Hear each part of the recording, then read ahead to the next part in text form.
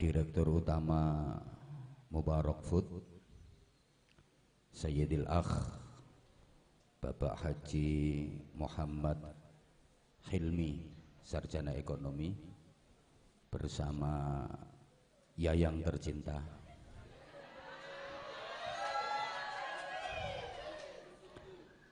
mudah-mudahan M2 makin mesra.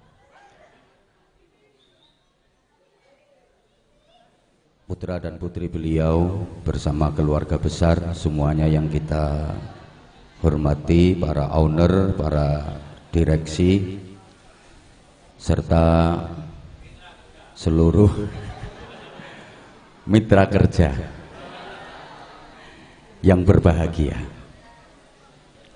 Alhamdulillah, untuk yang ketiga kalinya saya bisa sowan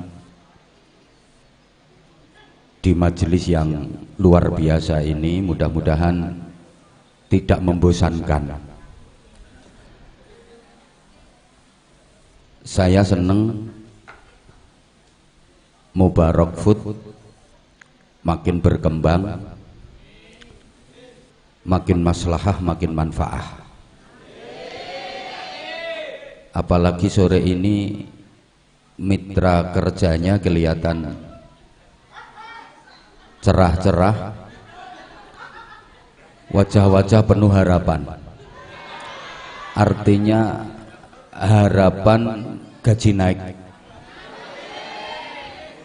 dan semuanya dalam keadaan sehat. Terbukti bisa hadir di majelis ini dengan berjalan sendiri-sendiri, tidak ada yang diimpus, tidak ada yang diangkut pakai ambulan. Itu tandanya sehat.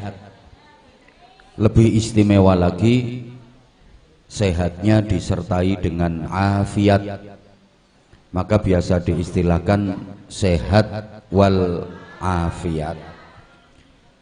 Sehat wal afiat itu artinya sehat yang digunakan untuk menjalankan taat, sehat yang tidak dipakai bermaksiat, itu sehat wal afiat. Karena ada orang yang sehat tapi tidak afiat, artinya badannya sehat, hobinya maksiat, tubuhnya sehat, perbuatannya jahat. Itu sehat yang tidak afiat. Badan sehat dipakai bermaksiat.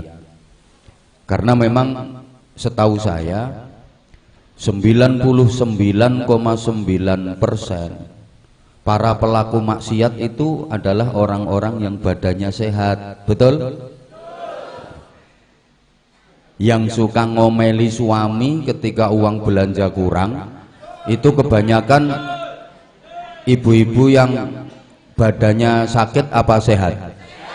Sehat. Ini orangnya datang, saya tahu, pakai jilbab warna merah.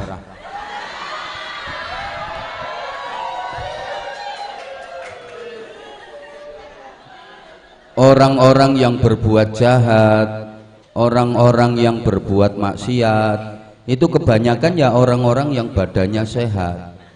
Coba, yang suka mabuk-mabukan, yang suka judi, yang suka nyuri, yang suka korupsi, itu kebanyakan orang-orang yang tubuhnya sakit apa sehat? Itu namanya sehat yang tidak afiat. Nah, alhamdulillah kita diberi tubuh yang sehat dan kita tidak berbuat maksiat. Sehat, mau berzikir, mau berdoa, tadi mau bermuhasabah, mau bermujahadah, mau bermuqarrabah, mau ngaji. Ini luar biasa. Sehat mau mendekat kepada Allah. Kalau orang sakit, dia mendekat kepada Allah, wajar. Memang lagi sakit.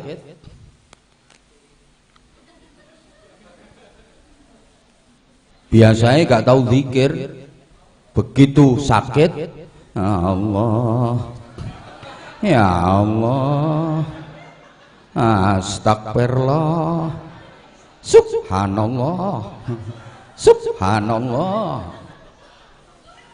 Ada nggak kira-kira yang kayak gitu? Nek sehat itu nggak pernah zikir, tapi begitu sakit nyebut. Wajar. Yang paling kurang ajar itu udah sakit nggak mau mendekat kepada Allah. Wis lara sik ngilokno wong ae. Wis lara sik ngrasani wong ae. Ana iki wonge rada lemu pokoke. Lah maka jangan henti-henti untuk terus berdoa, memohon kepada Allah. Mudah-mudahan kita diberi kekuatan untuk beribadah dengan istiqomah, kemudian selalu dikaruniai sehat wal afiat. Allahumma sholli ala Muhammad. Bapak Ibu dan saudara-saudaraku semuanya yang saya cintai, yang saya hormati rahimakumullah. Apapun nikmat, berapapun nikmat yang kita dapat dari Allah, wajib kita syukuri dengan syukur yang benar, dengan syukur yang sungguh-sungguh. Karena sesungguhnya semua nikmat yang kita dapat dari Allah itu bukan hanya bermakna rahmat, bukan hanya bentuk kasih sayang Allah kepada kita saja, tapi semua nikmat yang kita dapat itu juga merupakan ujian bagi kita.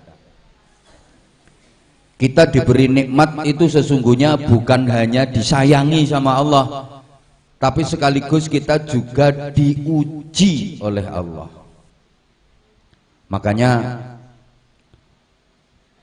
Nabiullah Sulaiman alaihi salam ketika mendapatkan keberhasilan, kesuksesan, kemenangan, kejayaan, kekuasaan, beliau menyatakan, hadza min fadli rabbi liyabluwani aashkuru am akfur. Semua ini, nikmat-nikmat yang aku dapat ini adalah karunia dari Tuhanku Allah subhanahu wa ta'ala, yang diberikan kepadaku sebagai ujian untuk menguji diriku. Apakah dengan nikmat-nikmat ini aku menjadi orang yang bersyukur atau menjadi orang yang kufur? Karena nikmat itu baik disyukuri maupun dikufuri sama-sama berdampak. Apa dampaknya kalau disyukuri? Apa dampaknya kalau dikufuri? Panjenengan sudah hafal ayatnya, la in syakartum la azidannakum. Nikmat apapun kalau disyukuri oleh Allah pasti akan ditambah, ditambah dan terus ditambah. Tambah nikmat, tambah bahagia, namanya jadi barokah. Wala in kafartum inna azabi lasyadid. Nikmat apapun kalau dikufuri, awas, nikmat itu bisa berubah menjadi siksa yang sangat menyakitkan. Makin sakit, makin sengsara, makin menderita, namanya jadi musibah. Jadi nikmat yang kita dapat itu bisa jadi barokah, tapi juga bisa jadi musibah, tergantung bagaimana cara kita menyikapi. Kita syukuri atau kita kufuri. Kalau kita syukuri, ya jadi barokah. Tapi kalau kita kufuri, jadi musibah. Coba mohon maaf, selama ini panjenengan hidup ini lebih banyak syukur apa lebih banyak kufur? Bener? Dijawab yang keras. Jenengan selama ini lebih banyak nerimo nopo ngersulo?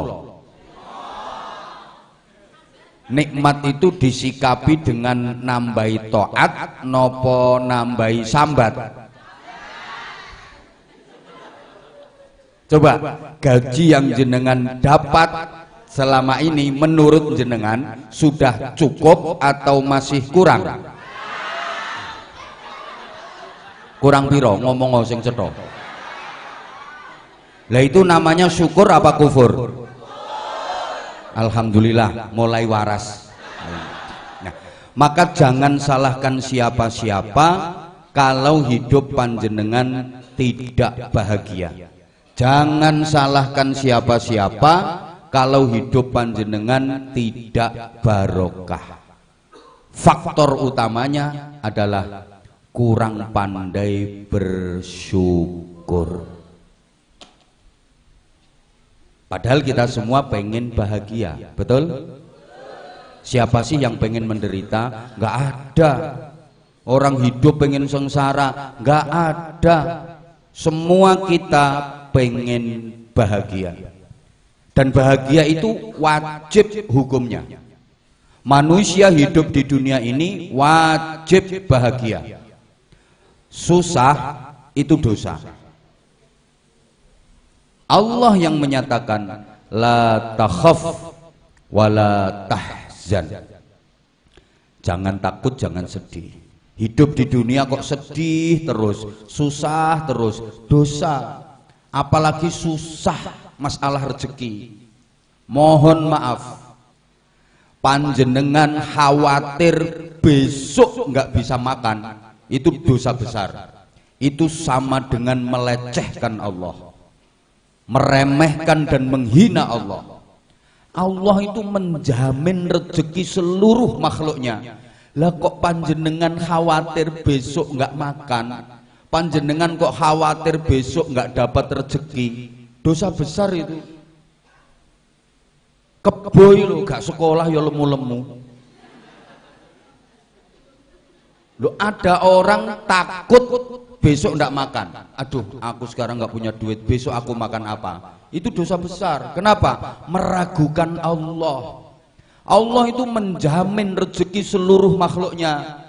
Lalu sampeyan kok iso kuatir sesuk gak mangan? Pikiran, cicak lo pikiran cicak. Cicak itu hidupnya nempel di tembok. Dia nggak punya sayap. Padahal makanan dari cicak itu binatang-binatang yang terbang, punya sayap semua.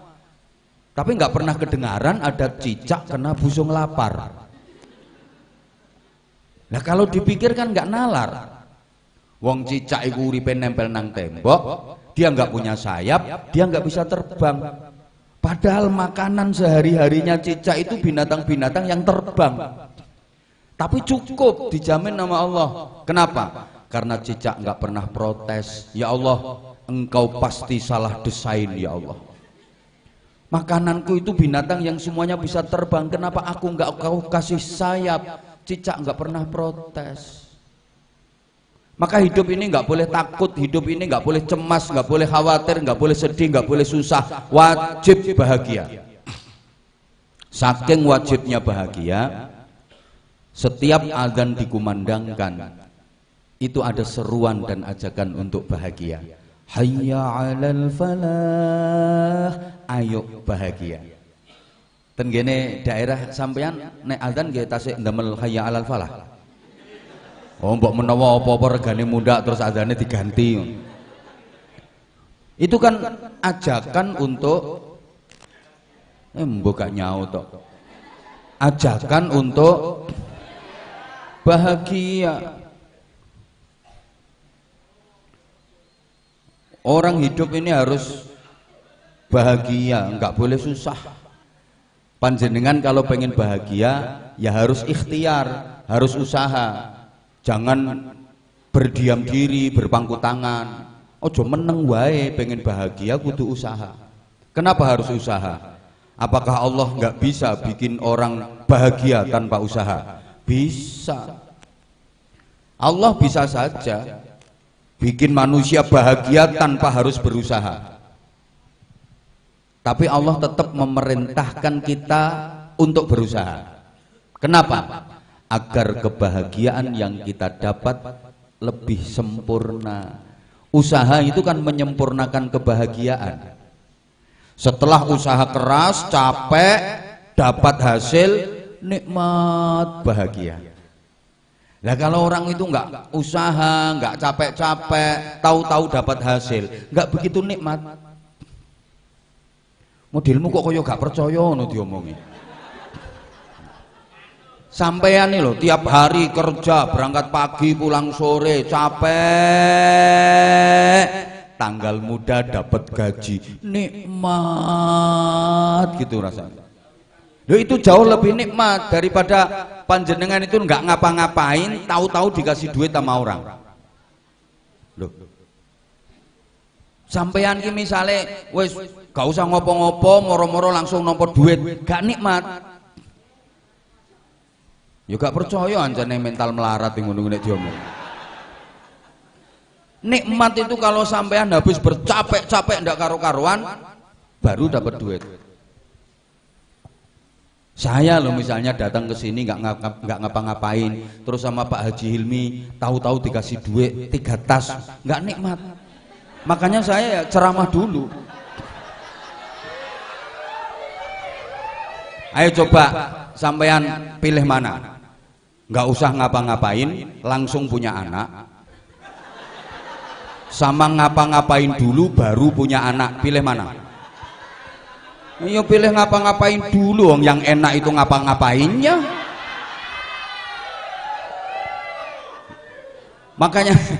Makanya sekarang sampean di dunia itu suruh ngapa-ngapain dulu, suruh bercapek-capek sholat, suruh bercapek-capek puasa, suruh bercapek-capek baca Quran, suruh bercapek-capek kerja cari duit, setelah ada nisab wajib dikeluarkan zakatnya, suruh bercapek-capek sedekah, suruh bercapek-capek haji, suruh bercapek-capek umroh, agar besok di akhirat nikmat yang sampeyan dapat di surga itu menjadi nikmat yang sempurna.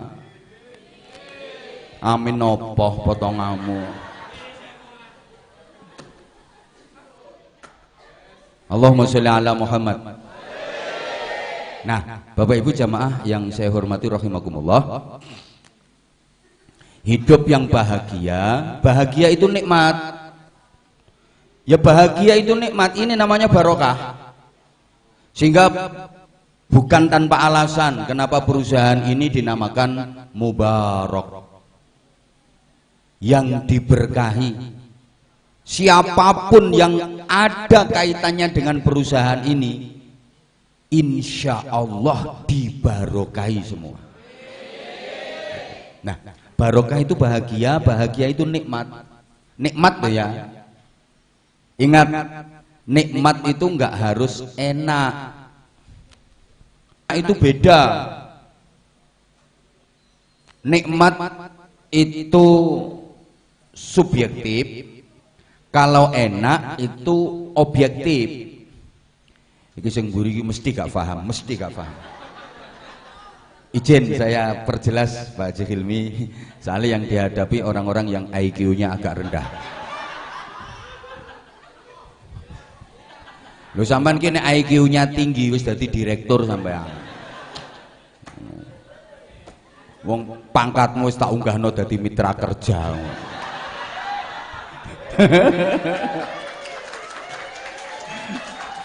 Masya Allah. Loh, nikmat sama enak itu beda. Padahal itu jawaban yang salah. Loh kalau bicara enak, yo jelas lebih enak makan di restoran mewah, harganya lebih mahal, menunya lebih spesial, lebih higienis, lebih komplit, lebih segalanya. Kalau bicara enak, jelas enak di restoran mewah. Lah zaman kok jawab enak di tengah sawah? Soalnya zaman gak tahu mlebu restoran mewah. Kalau bicara nikmat, bisa jadi lebih nikmat makan yang di tengah sawah. Nah ini baru betul. Nek enak yo jelas enak nang restoran mewah. Wis salah ngandelo, nek aku yo no tengah sawah yo tahu, no restoran mewah yo tahu, ngono lho. Lek sampean ancene gak tahu nang restoran mewah. Ngapunten, ngapunten. Kalau bicara soal enak, yo lebih enak di restoran mewah. Tapi kalau bicara nikmat, bisa jadi lebih nikmat makan di tengah sawah. Makan di tengah sawah, meskipun menunya sangat-sangat sederhana. Kowe awake capek, habis nyangkul di sawah. Petani-petani kita itu tubuhnya kotor, campur tanah, kesel, dikirim mangan karo bojone. Menunya sangat-sangat sederhana, wis gak ono lawuhe, cuma sego tok karo sambel kecap tok plus sate.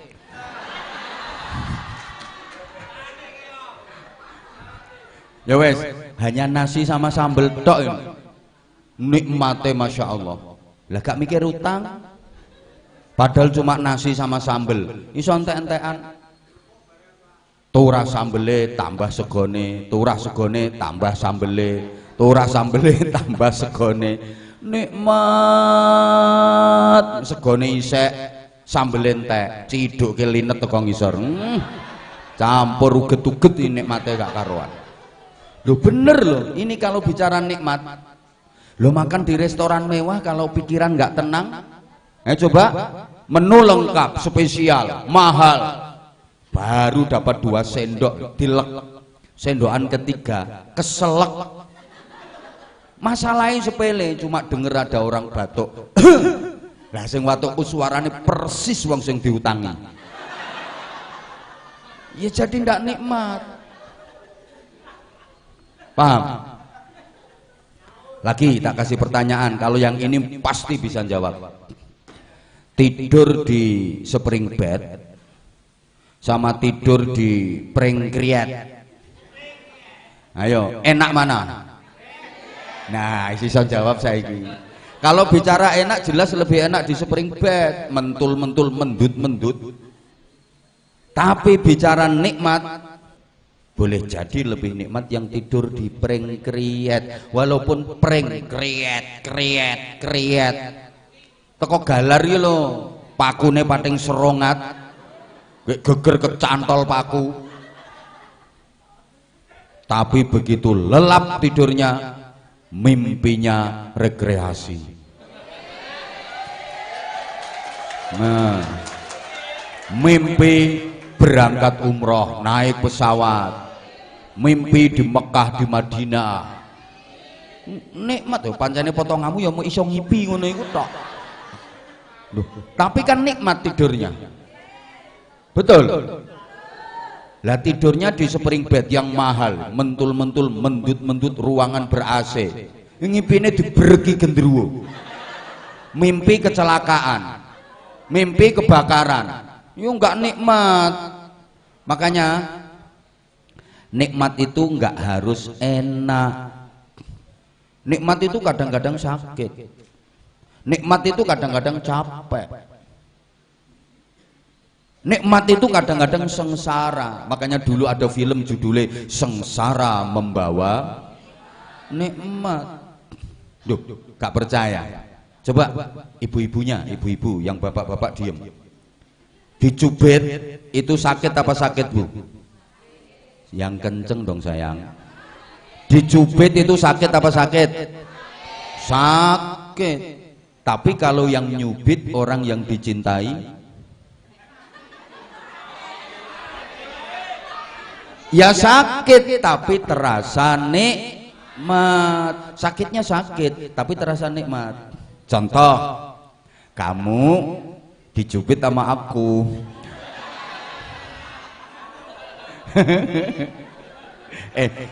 Ya sakit tapi kamu ngerasa nikmat karena yang nyubit kan orang yang dicintai. Ya Allah. Saya pengen mencontohkan bahwa nikmat itu nggak harus enak. Nikmat dengan enak itu beda. Kadang-kadang nikmat itu sakit tapi terasa nikmat. Coba ibu-ibu tadi hadir di sini tadi jam berapa? Hah? Setengah 4. Jam 2. Sekarang udah hampir jam 5, hampir 3 jam. Capek apa enggak? Ya capek. Kalau enggak capek mosok lungguhe sampai ono sing metungkruk, ono sing sembojong, ono sing mereng nengen, mereng iwa. Capek. Tapi ibu kan ngerasa nikmat karena bisa ketemu sama idola.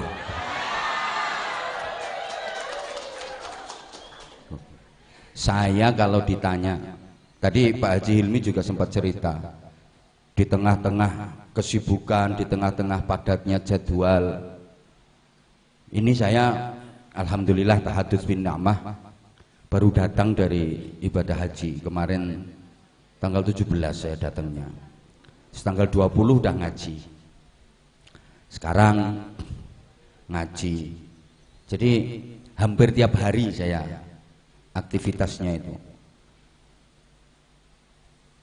Sehari 3 jadwal rata-rata, dari satu kota ke kota yang lain, kadang sampai nggak pulang 3 hari 4 hari. Itu kalau saya ditanya capek apa enggak, ya saya bilang capek. Kalau saya ngomong nggak capek, bohong saya. Ya capek, ya payah, ya kesel, awak ya loro. Tapi saya seneng, saya merasa nikmat, saya merasa bahagia karena saya dapat. Astagfirullahaladzim. Pikiranmu ini kok duwe lekar meneng, karena saya dapat tambahan saudara. Loh coba kalau misalnya saya nggak kayak gini, apa saya kenal sama Mas Haji Hilmi? Ya nggak bakalan kenal saya. Misalnya saya Anwar Zahid orang Bojonegoro sana, terus saya nggak silaturahim keluyur kayak gini, ya mana ada direktur utama Mubarak Food kenal sama saya. Makanya ini saya syukuri setelah kenal beliau. Siapa tahu kalau lagi butuh duit iso utang kan, lu kan ini nikmati persaudaraan ini kan di situ. Ngono lho, ndak Mas, sawangane kok wedi. Lah, duit gue sakeh. Kok lihat tatapannya itu loh, kayaknya kok khawatir bener-bener diutangi.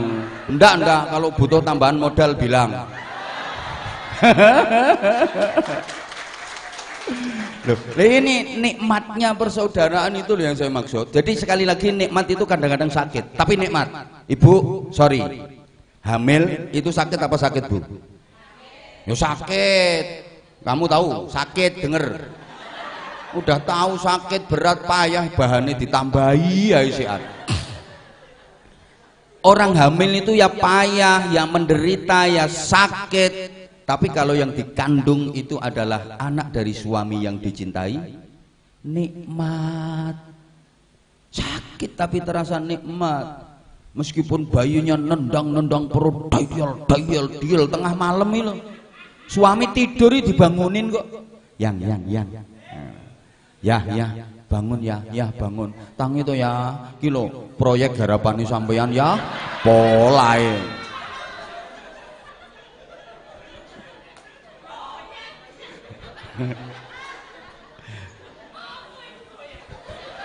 Astagfirullahaladzim.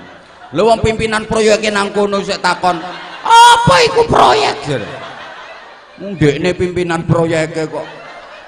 Jadi itu yang saya maksud bahwa nikmat itu kadang-kadang sakit tapi terasa. Nah, dan nikmat itu yang bikin bahagia. Allahumma sholli ala Muhammad.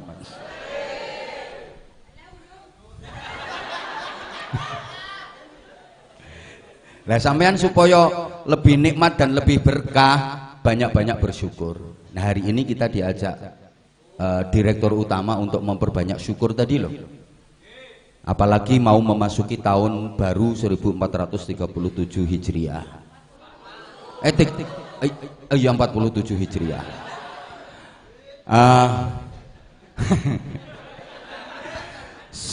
Iya. kita diberi waktu dan kesempatan oleh Allah Subhanahu wa taala. Sebenarnya dalam Islam waktu baru itu bukan hanya setahun sekali diperingati sebagai tahun baru, disyukuri sebagai tahun baru, tapi setiap hari itu sesungguhnya adalah waktu baru yang diberikan Allah kepada kita, wajib kita syukuri. Setiap hari kita kan sudah dikasih waktu dan kesempatan baru oleh Allah. Halo? Jadi bukan hanya setahun sekali diperingati, setiap hari kita dikasih waktu dan kesempatan baru oleh Allah. Setiap bangun tidur itu kita sudah diberi waktu dan kesempatan baru oleh Allah. Makanya begitu bangun tidur kita dianjurkan untuk berdoa, yang doa itu diawali dengan tahmid, alhamdulillah. Bangun tidur aja udah disuruh alhamdulillah. Hafal kan doanya bangun tidur? Alhamdulillahilladzi ahyana ba'dama amatana wa ilaihin nusyur. Itu kalau bangunnya sebelum subuh, doanya seperti itu. Nah kalau bangunnya kesiangan setengah 8 lagi tangi, dongane yo inna lillahi wa inna ilaihi raji'un. Nah, nikmat bahagia itu jangan hanya di dunia saja. Rugi kalau cuman di dunia saja, rugi. Berapa lama sih di dunia ini? Kenikmatan yang kita dapat kalau hanya di dunia saja, target itu kalau cuma di dunia saja, rugi. Kenikmatan dan kebahagiaan di dunia itu sekejap, sangat-sangat sebentar. Coba misalnya yang dikasih wajah ganteng gagah, laki-laki itu ganteng gagah berapa lama sih bertahan? Di atas 50 tahun lewat, betul? Nah kayak saya ini sekarang masih iso bengok-bengok, dilungkas, jangankan bengok-bengok, tak gawe watuk iki untuku iso merotoli dhewe. Ya lesek nom-nom, masya Allah, koyo-koyo kapan weruh bocah wedok ayu koyo-koyo arep di coba lek wis tuwa. Ya maaf ya, perempuan juga begitu.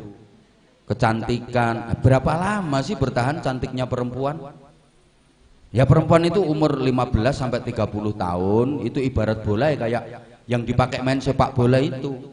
Satu bola direbut 22 orang, banyak yang ngerebut, itu masih banyak pemain cadangannya. Tapi kalau usia udah di atas 30 sampai 40 tahun berubah jadi bola voli. Yang ngerebut tinggal 12 orang. 40 sampai 50 tahun berubah jadi bola pingpong. Tinggal 2 orang yang ngerebut, mentok 4 kalau mainnya ganda. Gitu loh. 50 tahun ke atas berubah lagi jadi bola golep. Ya cuman 1 orang, itu pun bolanya ditempar, tayar, hilang, biene golek bal meneh. Ya Allah. Kaya di dunia, seberapa sih penghormatan yang didapat di dunia? Kalau kekayaannya masih ada, kita nggak tahu. Wolak wali ing zaman yang tadinya miskin berubah jadi kaya, diangkat sama Allah. Yang tadinya kaya berubah jadi miskin, kan kita nggak tahu. Makanya kadang-kadang baru kaya dikit aja, masya Allah, koper minta dibawain, tas minta dibawain, sepatu minta dibawain, map minta dibawain. Rumang saku wong tambah sugih tambah keple kok tangan. Nggawa map iki lho wis ora kuat. Lho buka pintu mobil dhewe wis gak iso. Njaluk dibukane wong. Ya kalau dihormatinya karena kekayaannya, begitu kekayaannya habis, sopo sing ngarepe nggih bapak, sopo sing ngarepe ngono? Ayo coba, halo.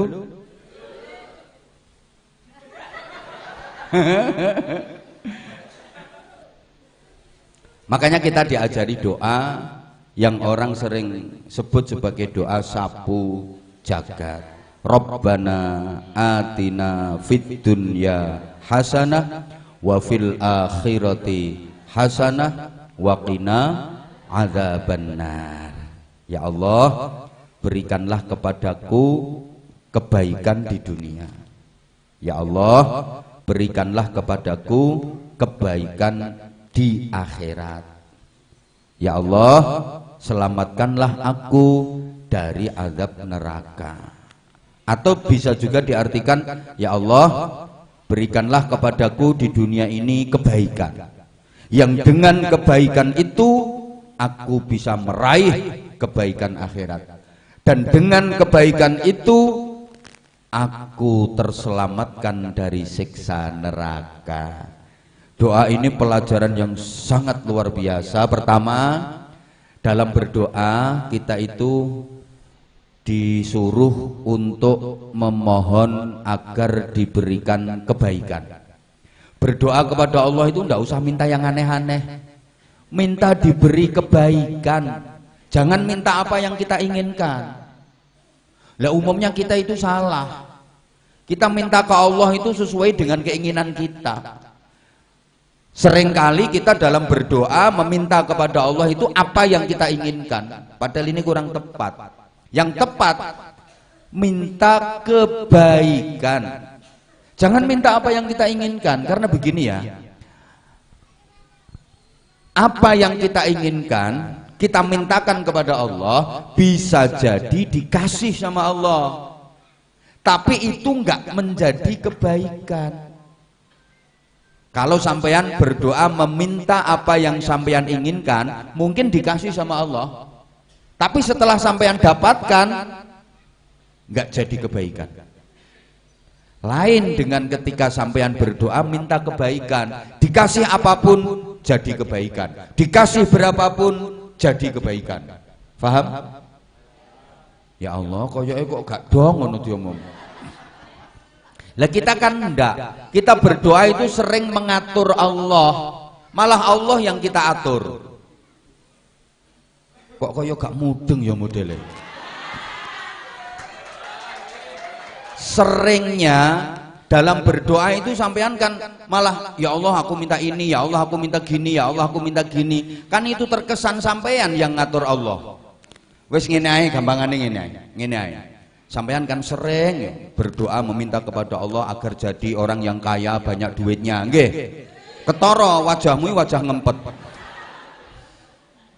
Sampean itu sering minta, ya Allah berikan aku rezeki yang banyak, yang lancar, yang halal, yang barokah. Wis gampangane, ya Allah jadikan aku orang kaya, ya Allah nyuwun sugih, ya Allah nyuwun sugih, ya Allah nyuwun sugih. Tapi nyatane melaratmu kok awet. Kayak biyen lek ndonga njaluk sugih, tapi kok ora sugih-sugih. Tahu nggak kenapa? Sebab menurut Allah sampeyan niku sing apik ya melarat ngono kuwi.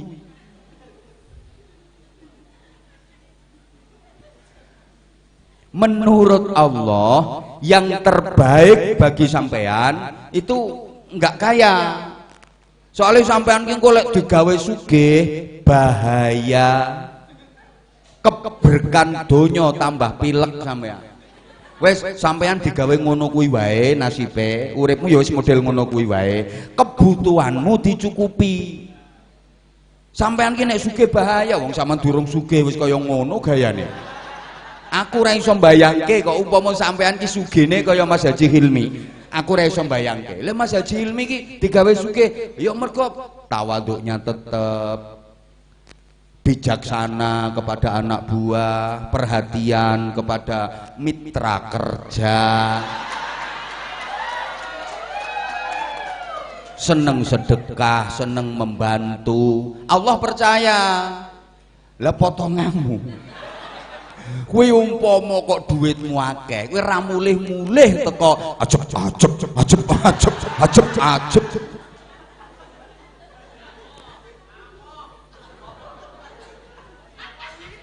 Oh, gak paten di dua terus kudu gondoli purel ngono model. Apa maneh lek dirimu digawe sugih bahaya. Bukan berarti Allah ndak sayang sama sampean, justru karena saking sayangnya Allah sama sampean, sampean gak didadekke sugih. Soalnya sama nek didadekke sugih bahaya. Cocoke sampean ya wis ngono-ngono kuwi. Padha karo ngene lho. Sampean punya anak laki-laki kelas 3 SD. Sampean posisi punya duit banyak. Terus anak sampean kelas 3 SD itu minta dibelikan sepeda motor. Sampean punya duit iso nukokke sepeda motor ae. Kira-kira sampean turuti tukokke sepeda motor napa mboten? Mboten. Bukan berarti nggak sayang anak. Kenapa? Karena sampean tahu yang terbaik buat anak sampean yang kelas 3 SD itu. Lek dituruti itu kok ke sepeda motor, mati anakmu. Mencelakakan anak. Yang terbaik buat anak kelas 3 SD bukan sepeda motor, ditukok ke sepeda ontel. Nah, sampean ini kan potongan sepeda ontel. Usama lek dikei sepeda motor apa maneh mobil bahaya. Paham? Alhamdulillah mulai sadar gitu melarat-melarat itu. Gini loh Bapak, jangan kecil hati. Kaya bukan alamat jadi orang baik ahli surga. Miskin bukan alamat orang jelek ahli neraka. Jangan salah. Ada orang yang tampilannya di dunia ini enak, kaya, padahal dia akan dibikin celaka sama Allah, akan disengsarakan sama Allah. Ada orang yang tampilannya di dunia ini miskin, melarat, koyok menderita, koyok sampean ngono kuwi. Padahal ini akan dimuliakan sama Allah, akan dibahagiakan sama Allah. Melarat tenan. Lu masa iya sih? Lu iya. Ada orang itu tampilannya seperti dibikin bahagia, padahal dia akan disengsarakan oleh Allah, akan dicelakakan oleh Allah. Ada tampilannya koyok terhormat, padahal mau dicelakakan, mau disengsarakan. Ada loh orang itu naik mobil mewah, mobilnya mahal harganya miliaran, supirnya canggih profesional, pengawalannya ketat kalau kemana-mana. Koyok-koyok terhormat, padahal arep dilebokke penjara. Nah koruptor kan itu pakai mobil api, supirnya canggih profesional, pengawalannya ketat, lebokke penjara. Ono wong nang donya sembarang barangnya dicukupi, tampilannya mewah, rumah megah kayak istana, mobil mahal-mahal semua, duit setiap bank dia jadi nasabah, padahal dia mau dipenjara, mau dimasukkan neraka. Tapi dudu sampean masuk jok wedi ono wong Amerika kono. Sampean anggere bantu aku wis aman-aman. Aku akrab karo malaikat kono. Halo? Paham betul? Ada orang di dunia ini hanya menengoknya. Lu gak melu nyangoni cerewet. Ada di dunia ini orang yang ditumpake becak, gek becake wis tayengen kae, kriet, udan deres dibungkus plastik kaya tape. Lho kae arep digawa ning nggone hotel bintang 5, arep dijak nang restoran mewah. Dadi ana wong nang donya ki tampilane melarat, wis ya ana ya ini kuwi dadi mitra kerja.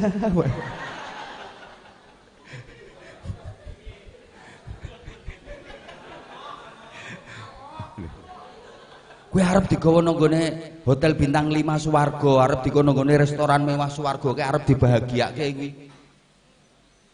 Ngapunten Mas, iki kanggo menghibur sing melarat-melarat ngene iki Mas. Kok iso amoh ngono. Jadi ada orang yang tampilannya di dunia dibikin kaya padahal mau disengsarakan sama Allah. Contohnya sono Korun. Ayo. Ngono lho. Iki diomongi wong kok. digawe sogeh, tapi dunia itu justru akan menjadi sarana celaka buat dia, sengsara buat dia. Saya melarat mau mantuk.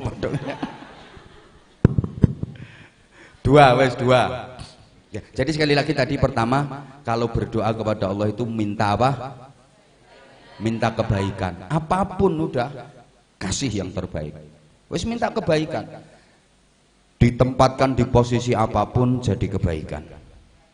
Dikasih rezeki berapapun jadi kebaikan. Dikasih jodoh siapapun jadi kebaikan. Dikasih putra siapapun jadi kebaikan.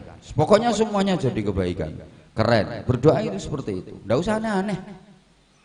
Yang kedua, dari doa sapu jagat tadi kita dapat pelajaran berdoa itu yang efektif, efisien, yang menghimpun, ringkes, tegas.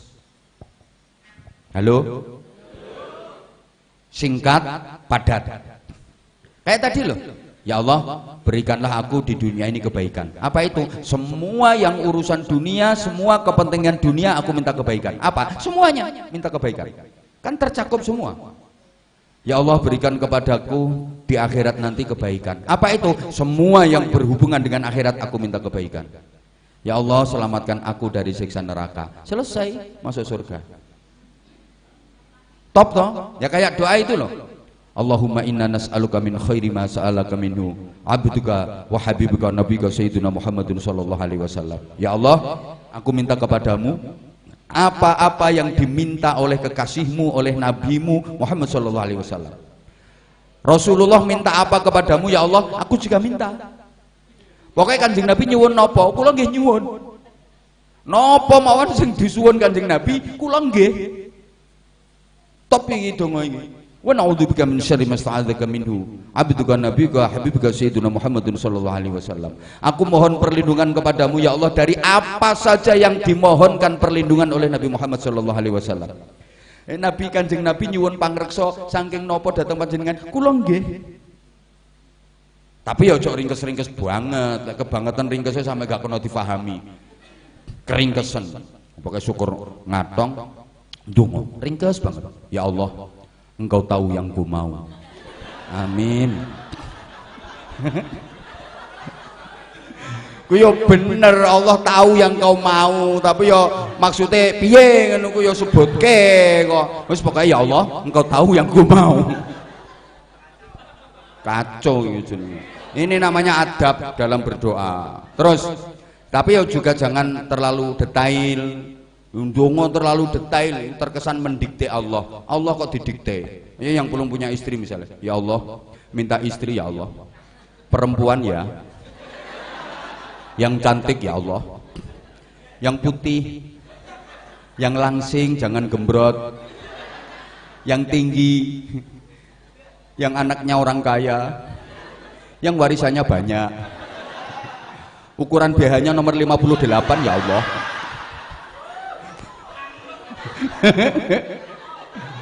Gusti Allah kok didikte. Tapi ya nggak boleh doa bercanda, nggak boleh ndonga kok. Ya Allah, aku cinta banget sama dia ya Allah. Aku nggak bisa hidup tanpa dia ya Allah.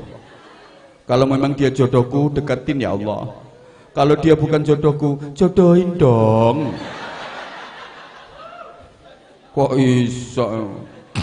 Dan nggak boleh berdoa yang memaksa Allah, nggak boleh. Nggak punya adab namanya. Misalnya, ya Allah, aku jadi manusia kan Engkau yang menciptakan, dan Engkau telah berjanji akan mencukupi semua kebutuhan dan rezekiku, tapi sampai sekarang kok masih kurang. Mana janjimu sebagai Tuhan itu ya Allah? Awas loh ya kalau enggak. Gusti Allah kok diancam. Berikutnya,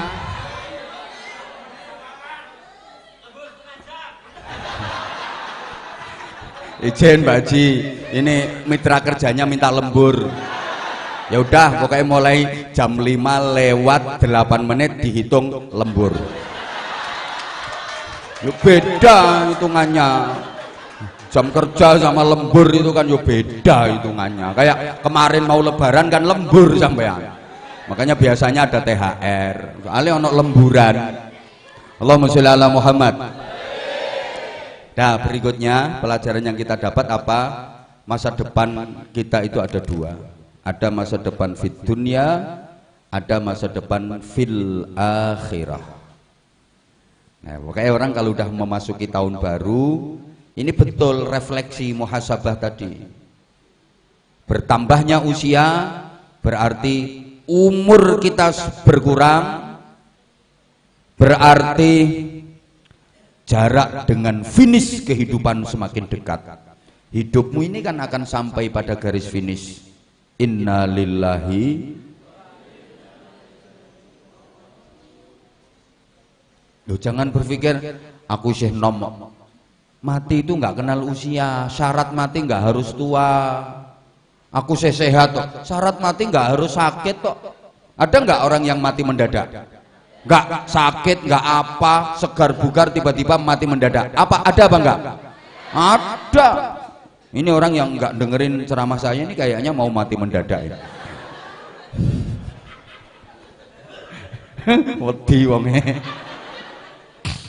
Ya Allah.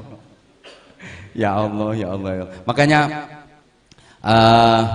masa depan kita itu ada dua. Ada masa depan fid dunya, ada masa depan fil akhirah. Ada masa depan duniawi, ada masa depan ukhrawi. Ada masa depan sebelum mati, ada masa depan sesudah mati. Umumnya kita itu lebih memikirkan masa depan yang sebelum mati. Kita sering lupa dengan masa depan yang sesudah mati. Betul? Buka nyaut toh.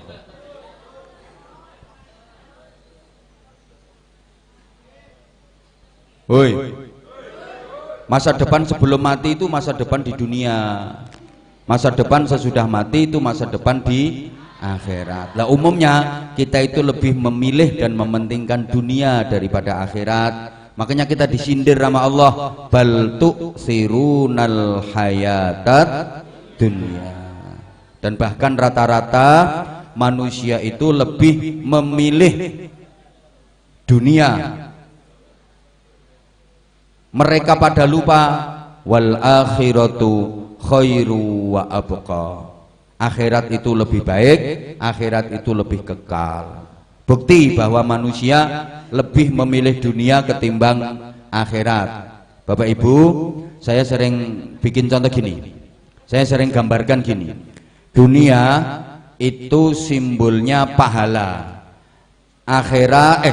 Di dunia itu simbolnya harta.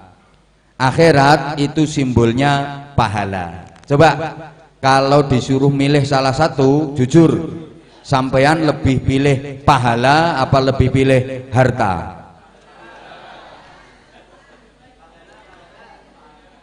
Dunia itu simbolnya bayaran, akhirat itu simbolnya ganjaran. Coba kalau disuruh milih salah satu, sampean lebih pilih ganjaran apa bayaran? Oke, misalnya ada undangan dua, waktunya bersamaan, nggak boleh diwakilkan, hanya boleh didatangi salah satu saja. Satu undangan untuk mendapatkan ganjaran, satunya undangan untuk mendapatkan bayaran. Satu undangan untuk mendapatkan ganjaran, langsung Allah yang ngundang. Hayya 'alas shalah. Yang mau mendatangi undangan Allah ini dapat ganjaran 27 derajat. Satunya undangan dari Direktur Utama Mubarak Food. Yang mau datang dapat bayaran 1 juta rupiah bonus. Kira-kira sampean pilih 27 derajat apa duit 1 juta? Kok 1 juta wong 100.000 mbok parani?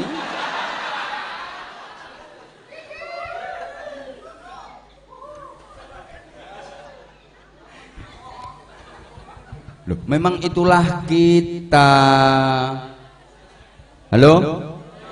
Halo? Coba maaf ya, maaf. Di masyarakat kita ukuran kesuksesan seseorang Orang dianggap berhasil, dianggap sukses, itu yang banyak pahala apa yang banyak harta? Orang dianggap sukses itu yang pinter golek ganjaran nopo sing pinter golek bayaran? Iki sing kene kok gak jawab sih. Halo, diulang. Masyarakat kita menganggap orang sukses itu yang banyak pahalanya apa yang banyak hartanya? Ada orang masih muda udah bisa jadi direktur utama, punya mitra kerja banyak, punya museum. Semua orang bilang itu sukses, itu sukses, itu sukses. Semua mesti ukurannya itu. Atau misalnya ada mantan mitra kerja ya, terus bisa bikin cabang dari Mubarak Food ini, bisa berkembang. Semuanya bilang sukses dia. Tapi sementara ada orang semakin berumur, semakin rajin berzikir, semakin dekat kepada Allah, semakin tua, semakin rajin ngaji, semakin rajin sholat berjamaah, hidupnya di masjid, nggak ada yang bilang baik sukses uripe, nggak ada, malah dirasani. Baik orang mulai ke masjid kok ya wis krasa arep mati kuwi. Lho nggih napa mboten? Ukuran sukses itu harta, ukuran sukses itu donya. Leres. Orang dimuliakan juga bukan karena ilmunya, bukan karena akhlaknya, bukan karena iman takwanya, tapi karena hartanya. Di mana-mana itu. Wah, kalau ada orang kaya, semuanya munggu-munggu lah ngadepi. Inggih Bapak. Loh, ana wong alim, alamah, melarat, ora kajen. Saya kesini ya disambut soalnya mobilku lumayan apik. Coba misalnya aku mrene nganggo sepeda motor welek kaya sepedamu iku.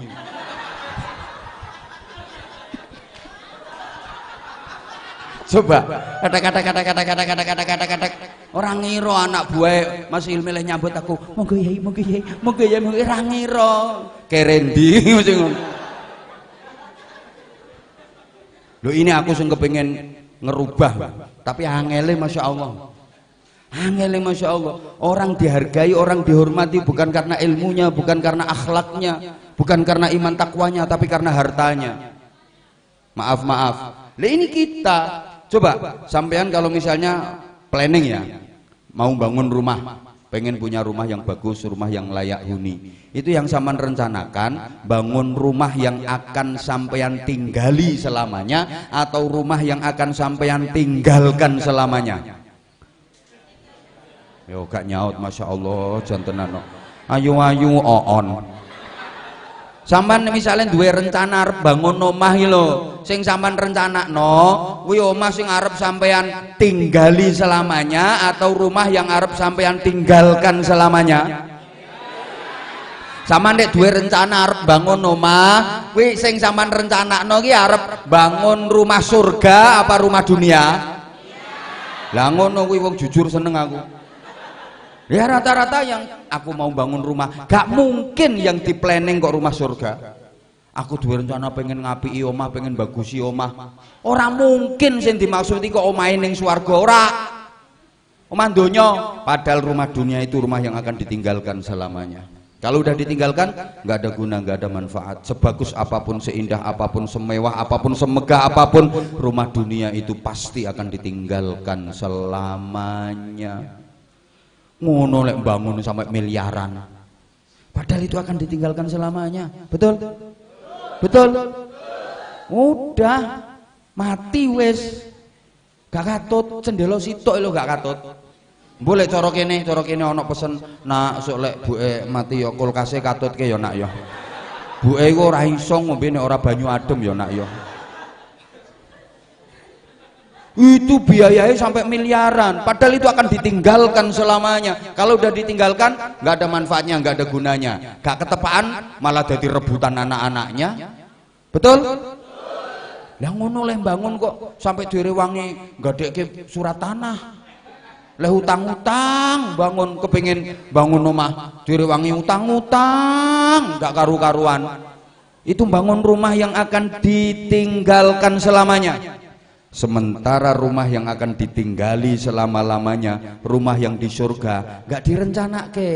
Saman sholat Jumatan iku Pak ana kotak amal ning masjid, iku nggo transfer persiapan bangun rumah yang akan sampean tinggali selama-lamanya. Biasanya sing sampean cemplungke, sing sampean transfer pira kuwi? Cukup nggo bangun omah 2000. Lu sampean iki kok aneh toh? Itu rumah yang akan sampean tinggali selama-lamanya. Lah kok ming 2000?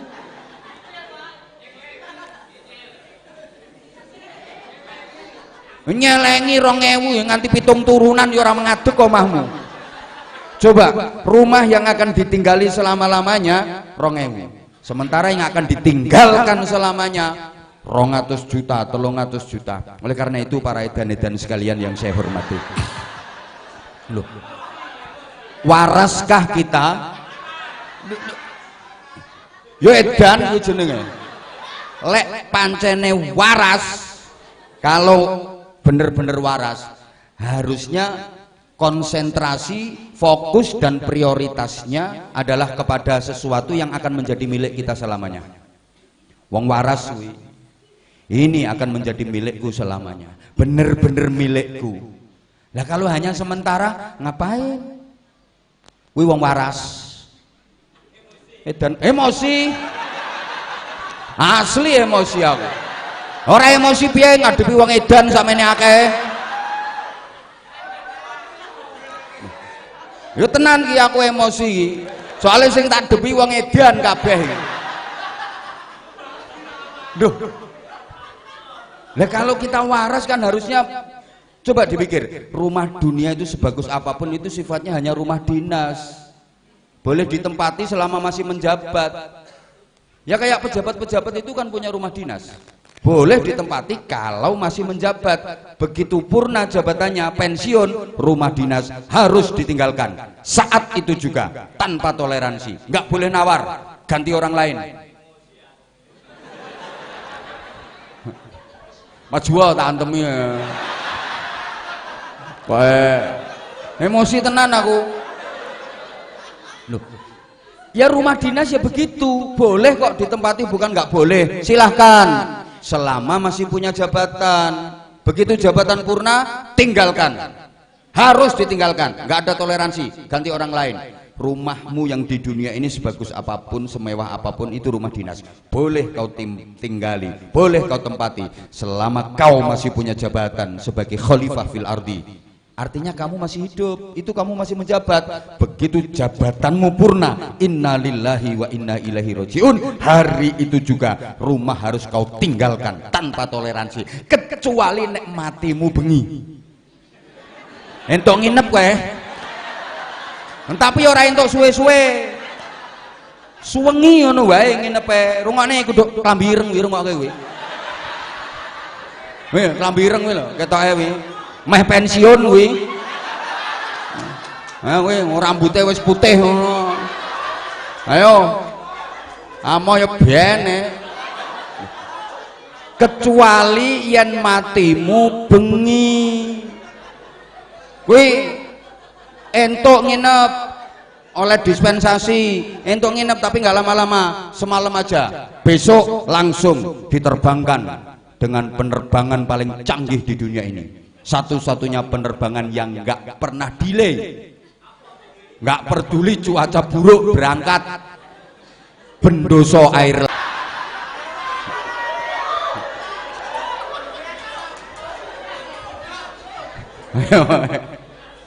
Loh, iki wis meh maghrib. Lah itu kan, itu rumah akan kita tinggalkan selama-lamanya kok. Mah bukan ngombe barang. Engko wae mesti sancak mangane. Nanggung ngombe tok tiwas pelempoken. Nah, makanya gini, mindset berpikir kita itu harus dirubah mulai sekarang. Loh bukan berarti Islam itu anti dunia. Boten, jangan salah sampean. Loh dari tadi kok suruh fokus akhirat terus, apa Islam itu anti dunia? Ndak. Buktinya tadi fid dunia hasanah kok. Islam nggak anti dunia. Bahkan orang Islam itu harus kaya. Umat Islam itu dimotivasi untuk jadi orang kaya. Buktinya nggak ada satupun ayat Al-Quran yang memerintahkan manusia untuk menerima zakat, itu nggak ada. Yang ada ya perintah membayar zakat, mengeluarkan zakat. Carikan saya kalau ada ayat Quran yang artinya hai orang-orang yang beriman terimalah zakat. Nggak ada. Nggak ada perintah menerima zakat, itu nggak ada. Yang ada apa? Perintah mengeluarkan zakat. Hadis Rasulullah satupun nggak ada yang memerintahkan manusia untuk menerima zakat, itu nggak ada. Yang ada ya perintah mengeluarkan zakat. Lah bisa mengeluarkan zakat itu kan harus punya nisab, berarti harus kaya. Halo? Halo? Rungokno to? Al mu'minul qawiyyu khairun wa habbu ilallah minal mu'minid dhaif. Orang mukmin yang kuat itu lebih baik dan lebih dicintai Allah daripada orang mukmin yang lemah. Ini bukan hanya kuat secara fisik, ya kuat akidahnya, kuat ekonominya, ya harus kuat. Nah kalau orang Islam miskin semua, yang bangun masjid siapa? Lain wong Islam melarat kabeh, lah sing bantu fakir miskin siapa? Yang nyantuni anak-anak yatim siapa? Orang Islamnya melarat semua. Ada rukun Islam namanya ibadah haji. Lain wong Islam melarat kabeh, lah sing nglakoni ibadah haji meng pira wonge? Ayo, sapa sing iso budal umroh? Nek wong Islame melarat kabeh kaya sampeyan ngono kuwi. Mentale mental melarat. Wong Islami mentale kudu sugih. Makane sampeyan nek maca Quran gede, Quran sing gede, tengah-tengah ana tulisan abang wal yatalattaf. Itu ayat apa? Ayat ekonomi. Fal ya'tikum birizqin minhu wal yatalattaf. Itu ayat ekonomi ditaruh di tengah-tengah. Bahwa ekonomi itu merupakan kekuatan. Wong Islam kudu sugih. Orang Islam itu harus kaya. Iki nesu maneh aku iki. Loh. Lho nggih. Sampeyan tak kandhani ya. Mbahnya Rasulullah yang ke-11 itu yang membangun dan mendirikan suku Quraisy, suku paling mulia di dunia ini. Suku Quraisy itu mbahnya Rasulullah yang ke-11 namanya Fihr. Kok beliau bisa menjadi mulia hebat seperti itu? Fihr, suku Quraisy waktu itu yang menguasai perekonomian. Terus saiki yo sing menguasai BUMN, terus titik-titik sentral perekonomian. Mereka yang menguasai. Makanya Quraisy itu akhirnya jadi simbol. Quraisy akhirnya jadi simbol krus. Loh iya, kalau di sana Quraisy orang internasional bilangnya jadi krus. Berapa krusnya dolar? Berapa krusnya pound sterling? Berapa krusnya euro? Berapa krusnya real? Jadi krus. Mulane ono al-a'immatu min Quraisyin. Sing iso dadi pemimpin itu dari Quraisy. Al-a'immatu min Quraisyin. Sing iso dadi pemimpin yo sing duwe krus-krus kuwi. Nek ra duwe krus kaya potongamu, ra usah nyalon dadi pemimpin, ra ngira dadi. Woi. Lho orang kaya itu ibadahnya bisa variatif kok. Tiap tahun bisa pergi haji, bisa umroh berkali-kali, ada masjid dibangun, nyoh. Ada santunan yatim, nyoh. Ada pondok pesantren, nyoh. Lah nek wong melarat-melarat ngono ku paling ibadahe mau ya tak dongake.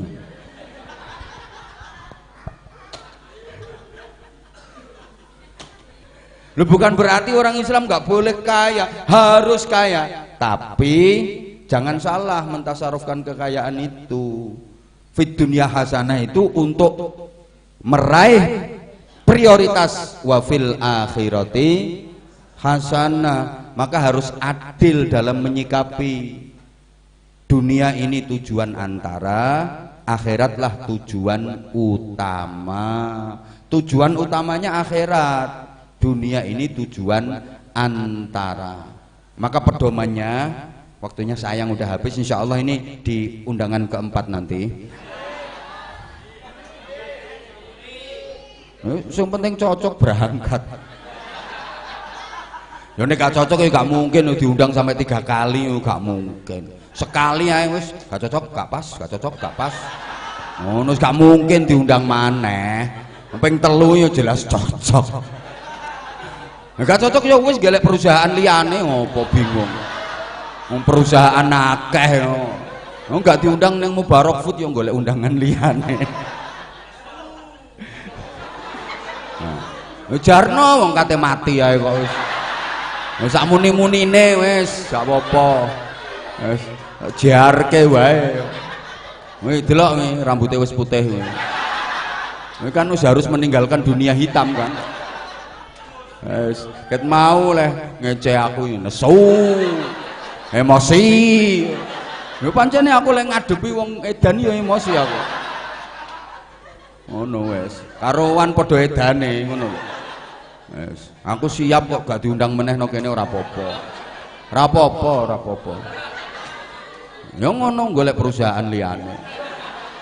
Wong iki sing ngantri wis akeh. Yayange nek guyu ra wis-wis. Masya Allah, kula seneng kula. Jadi saya masuk pertama di Mubarak Food itu udah merasakan betul-betul aura spiritualnya itu ada, jadi aura keberkahannya itu ada. Jadi orangnya manis-manis, semanis jenangnya. Tapi sing ngene kaya ireng-ireng seireng jenangnya. Jadi ya wis pas pokoknya. Cocok. Masa jane kula nggih wis kangen karo anak didik saya di bidang olah vokal itu yang sekarang masih kuliah. Ya, mudah-mudahan diberikan kemudahan, kelancaran, di karunia ilmu yang manfaat dan barokah. Dah ya, jadi konsepnya itu wabtaghi fi ma atakallahu daral akhirah wala tansa nasibaka minad dunya. Cari kebahagiaan akhirat sebagai tujuan utama, tapi jangan lupakan kebahagiaan dunia sebagai tujuan antara. Jadi fit dunya hasanah itu untuk meraih wafil akhirati hasanah. Insyaallah nanti lanjutannya di serial keempat. Maghrib niki wisan. Maghrib.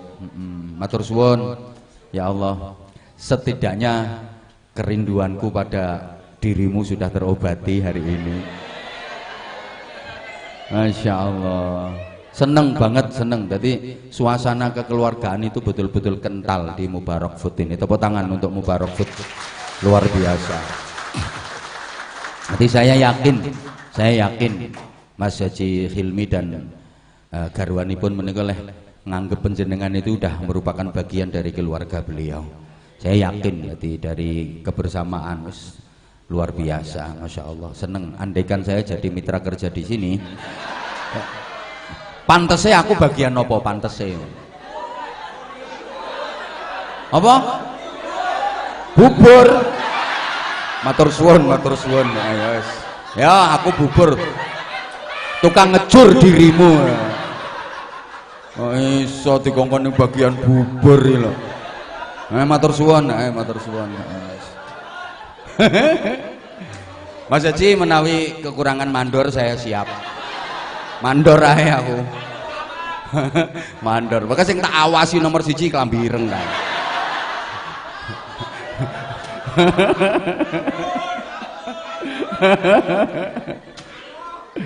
Ya Allah ya Karim, alhamdulillah. Ya ini bukti bahwa Mubarak Food ini semuanya penuh dengan keberkahan, penuh dengan kebahagiaan. Ya mudah-mudahan bahagia di dunia, bahagia hingga ke surga Allah Subhanahu wa taala. Wassalamualaikum warahmatullahi wabarakatuh.